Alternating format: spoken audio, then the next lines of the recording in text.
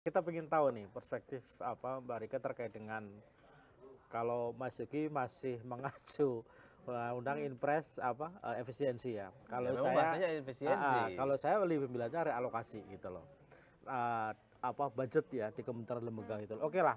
Kalau yang konteksnya di efisiensi memang karena di situ ditemukan pemborosan, terus efisiensi, tapi kan minimal dia itu bisa apa beroperasi sesuai dengan tupoksinya itu loh. Tapi bagaimana misalnya di satu kementerian lembaga yang karena kebijakan ini misalnya dia sama sekali tidak bisa bergerak nih misalnya. Apalagi misalnya ini kaitannya dengan pelayanan publik kayak BMKG misalnya rumah sakit gitu loh. Nah, bagaimana Mbak Rika melihat?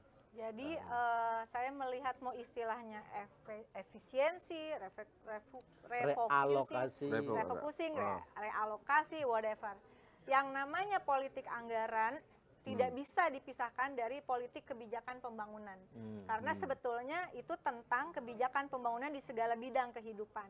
Syarat mutlaknya kalau dari hasil saya sekolah beneran ya Mas. Iya. Saya nggak plagiat ya. Iya, Cek iya. keranjang kuning ya. Iya. Cek out, jangan Kekerasan cuma lihat simbolik doang. negara. Nah, Saya udah punya loh. Bener. Udah baca. Lu dikasih Fajar udah beli. Gratisan, coba gratisan. Jadi syarat utama yang penting dari thinking model kebijakan pembangunan itu ya harus evidence based. Ya. Kebijakan berbasis pada riset nasional, teknologi dan segala macam inovasi. Yang kedua, dari hasil riset itu harus menghasilkan data yang akurat. Kita punya BPS. Nah, apakah akurat atau tidak? Nanti ini hubungannya politik anggaran nih. Kemudian para founding fathers and founding mothers kita yang merumuskan roadmap pembangunan pertama Indonesia mengatakan Depernas, dulu namanya Bappenas itu Depernas, Dewan Perancang Nasional. Kemudian menjadi Bappenas. Tidak mungkin menggunakan data-data yang tidak akurat. Karena data-data yang tidak akurat hanya mengalihkan pikiran. Jadi kayak manipulasi statistik lah, apa gitu.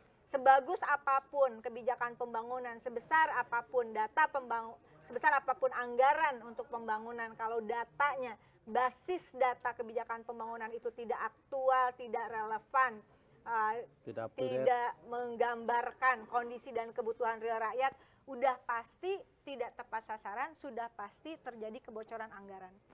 Yang ketiga adalah data itu, karena ini bicara basis data, itu harus data yang dimulai dari tata pemerintahan terbawah, yaitu data desa kelurahan.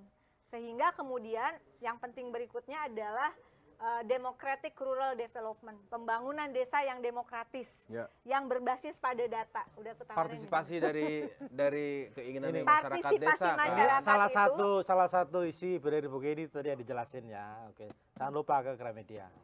Oh, Nggak, online ada. Oh, online ada. Cek keranjang kuning, cek keranjang kuning. Nah, saya ambil contoh gini, mau ngomongin apapun istilahnya, kalau datanya nggak dibenerin, 2021 itu dikatakan 52,5 juta data ganda dihapus penerima bansos. Potensi 126 triliun diselamatkan. Berarti selama tidak diubah, tidak dibenahi data dasarnya, akan ada setiap tahun loss untuk bansos saja 126 triliun. Sekarang Pak Luhut mengatakan bahwa 500 triliun apa gitu tidak tepat sasaran. Sekarang ngomong, padahal kita udah neriakinnya dari lama. Nah, kemudian ini dari bansosnya saja. Tidak tepat sasaran aja bisa menang ya? Mana? Justru mungkin karena tidak tepat sasaran. Enggak tahu gue. Enggak berani kalau itu. Enggak, buat saya yang udah-udah. Oh, yang udah-udah ya. Ya udah-udah. Oke. Ini lagi proxy war, lagi lagi perang dagang, lagi geopolitik, geoekonomi kencang kayak gini. Kita mau ngapain? Kita mau ngeributin sesuatu yang kesel. Siapa bilang nggak kesel? Ya kan? Nggak Kesel apa-apa. kan? Sabar aja. Orang sabar pasti Forbearance. kesel. Orang kesel pasti sabar.